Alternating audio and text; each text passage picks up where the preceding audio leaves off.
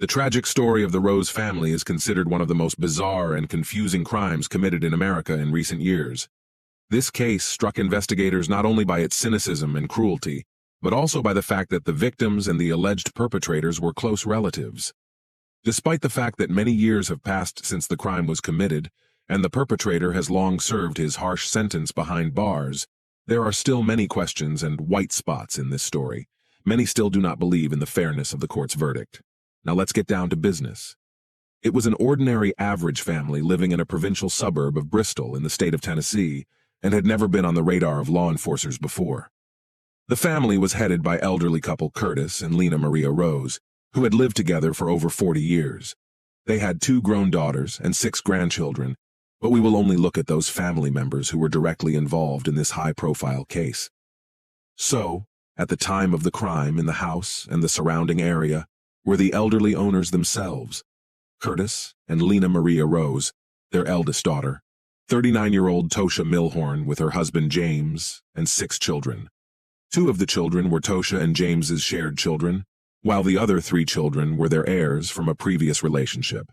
Also present in the house was a neighborhood girl who stopped by to play with them. It is worth noting that Tosha and James and their children lived at Tosha's parents' house for about 2 months, as their own home was undergoing renovations at the time. Later, another key player in those events, 19-year-old Seth Denton, arrived at the house. He was Toshi's eldest son, but his relationship with his mother and stepfather was strained, to put it mildly, and they avoided communicating with each other in every possible way, and their last meeting ended in tragedy. According to neighbors, the Rose couple was quite happy and prosperous. Their daughter Tosha was also happily married to James, who worked as an auto mechanic and was fond of restoring vintage cars. It was the Rose couple's family home that was the scene of the carnage. Police officers who arrived on the call later dubbed it the worst crime scene they had ever seen and the bloodiest in the history of their quiet county. The bodies of 2 women, Lena Maria and Tosha, a mother and daughter, were found in the house, shot almost point blank. Tosha was in a chair at the dining room table, and her mother was lying on the floor between the table and the refrigerator. Also lying on the doorstep of the house was the critically wounded James, Tosha's husband, who was quickly rushed to the hospital. But despite the efforts of the doctors, the man soon died of extensive internal injuries and massive blood loss. None of the children in the house were injured. It is likely that they were not targeted by the shooter, or were simply not in his field of vision at the time of the massacre of the adults.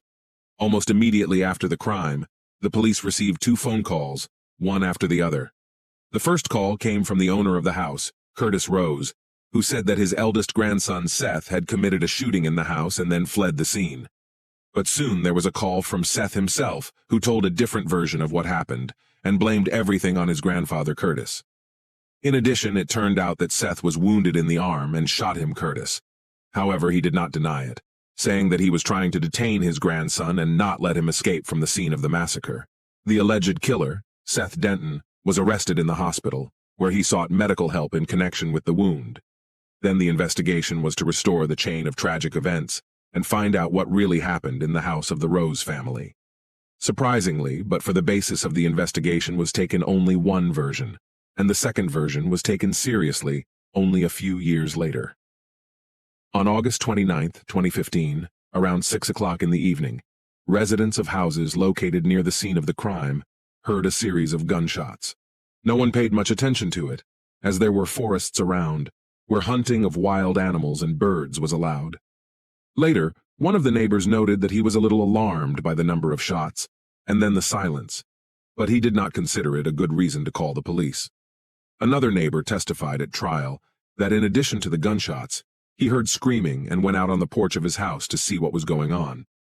At that point, he saw a young man running down the path from the neighbor's house to a car parked by the road. He was being chased by another man, but because of the trees by the road, the witness had a poor view of what was happening. He only saw the guy jump into the vehicle, then 2 shots rang out, and then the car sped off. Just a few minutes later, neighbors heard the howling of sirens and saw police cars and emergency vehicles starting to arrive at Rose's house. And soon an air ambulance helicopter landed on the lawn outside the house, arriving to pick up James, who was still alive. Everything that was happening resembled the shooting of some movie, and none of the eyewitnesses did not understand what happened. Arriving police officers were met by the elderly owner of the house, who was holding a firearm, and another gun belonging to him was later found in his bedroom. Curtis told his version of events, which was taken as the basis of the investigation and was long believed to be the only one. According to Curtis, there was nothing to portend trouble that day. In his and his wife's house visited his daughter with his son-in-law and grandchildren, as well as a neighbor's child who came to play. He himself was tinkering in his trailer in the backyard of the house. He heard the sounds of gunshots, but like most neighbors, he didn't pay much attention to it, thinking it was hunters in the woods. Suddenly his oldest grandson, Seth, appeared at the trailer, arriving unannounced and looking very excited. The young man said there had been some kind of tragedy and asked him to call emergency services immediately. Curtis followed his grandson into the house, where he immediately came across the dead bodies of his wife and daughter. Curtis immediately thought of the children in the house. They were in the other room, frightened, but none of them were hurt. He took them to the back of the house and locked them up so they wouldn't see the horror that was going on in the house. While Curtis was calling emergency services, he saw his grandson hurriedly leaving the house and running toward the road. The homeowner drew his gun and began to chase Seth, believing that he was the killer. As Seth jumped into the car, Grandpa fired 2 shots. One bullet shattered the rear window without hitting the driver, and the second bullet hit Seth in the left shoulder. Despite the injury, he managed to get away, but after reaching the nearest house, Seth stopped to call the police and report what had happened. The local sheriff, who was investigating, was puzzled. The picture of the crime looked so strange and illogical that similar cases simply did not exist in his memory. In a breaking news report, he said that the investigators had a difficult job ahead of them to reconstruct the whole picture of the crime. After the arrest of Seth Denton, it was necessary to establish the motive why the young man had treated his family members so cruelly, and most surprisingly, such a motive was quickly found. Seth was the eldest child of his mother Toshi, whom she had given birth to in her early youth. Her relationship with the boy's father did not work out, and her son's upbringing was mostly handled by his grandparents, while the young woman settled her personal life. Also, according to some reports, Tosha suffered from bipolar affective disorder and periodically went to the clinic. Most likely, her son could also inherit this disease. Since childhood, the boy had a strong resentment towards his mother, whom he hardly ever saw. With age, this feeling turned into hatred, about which Seth often told friends and relatives. After graduating from school, the guy decided to go to serve in the army, and a year later, returning home, he again settled at his grandparents'. However, soon the young man decided that he wanted to start an independent life and moved to the city, where he rented a small apartment with his friend. He got a job at one of the local fast food restaurants, but shortly before the tragedy, the guy was fired. Family and friends spoke positively about Seth, noting that he never had any violent tendencies, did not run with bad companies, and never broke the law. But despite the positive characteristics, detectives considered that the main motive of the crime was Seth's unpleasant feelings towards his mother and her current spouse. According to the investigation, the events of that day developed as follows. Around 5 p.m., Seth drove his car to the house of his grandparents. He was wearing a camouflage jacket, and in the car lay a semi-automatic rifle. He left the car by the roadside, and with the weapon in hand, he went to the house, entering through the back door. Seth then fired several shots, killing his mother, grandmother, and severely wounding his stepfather, before leaving the jacket and rifle by the back door and going to his grandfather's house and asking him to call the police. The order in which the shots were fired was never determined because Seth completely denied his guilt.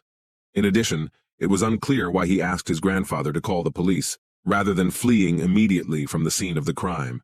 It is assumed that his main target were his mother and stepfather, and the guy killed his grandmother as an unnecessary witness.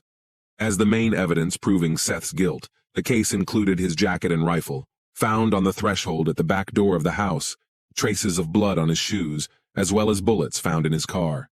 Remarkably, about 100 rounds of ammunition in total were found, but no one questioned why he needed so many if he only planned to kill 2 people.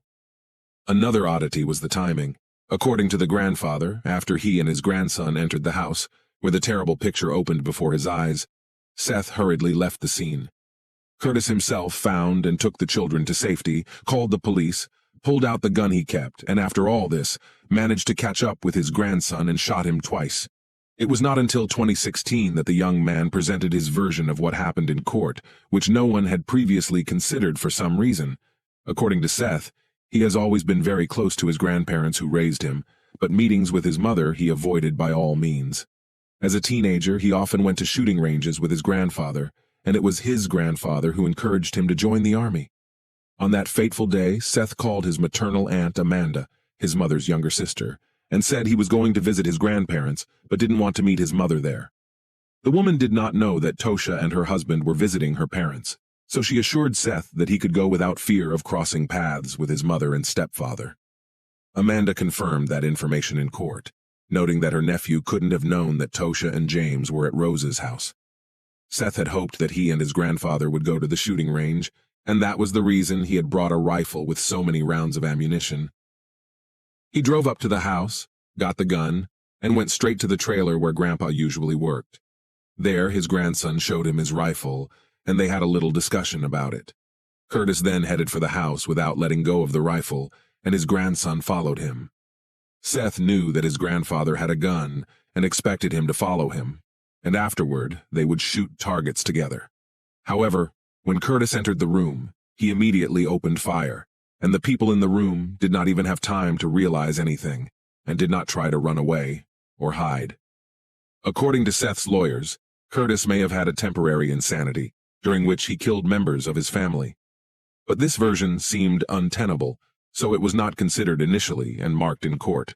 Although on the clothes and shoes of an elderly man also had traces of blood of the victims, he, for some reason from the very beginning, was not even included in the number of suspects. The young man in the dock was facing the capital punishment of death for the premeditated triple murder of his family members. His grandfather had been a key witness in the case from the beginning, and despite the fact that he had openly stated that he was prepared to kill his grandson that day, the court found such behavior justified. Curtis Rose was not taken to the station or questioned as a suspect, and his version of the events of that day was accepted as the only true one. In addition, many details and inconsistencies were simply overlooked, and Seth's version was not even considered until a year and a half after the crime. Most of the physical evidence did confirm Curtis's words, but what was out of the picture was somehow ignored by the investigation. The main argument in court was that Mr. Rose had no obvious motive for killing his wife, daughter, and son-in-law. The version of temporary insanity seemed far-fetched and untenable. The trial lasted more than a week, during which time nearly 200 pieces of evidence were presented and dozens of witnesses, including neighbors, relatives, and family friends, were heard. The grandfather and grandson's testimony completely contradicted each other, and it was obvious that one of them was lying. The jury deliberated for several days. They admitted to being severely exhausted emotionally and physically, but when it came to a verdict, they unanimously stated that they had no doubt that the defendant was guilty of each of the counts charged. Thus, Seth Denton was found guilty of triple murder, but after a detailed review of all the evidence and circumstances of the tragedy, the court decided to exclude the death penalty from the possible punishments, changing the sentence to life imprisonment without the right to parole, at least the next 50 years. The convict himself never admitted his guilt. He is currently serving his sentence in a Tennessee prison. As for the orphaned children of Tosha and James Milhorn, they were left in the care of other family members, including their Aunt Amanda and grandfather Curtis.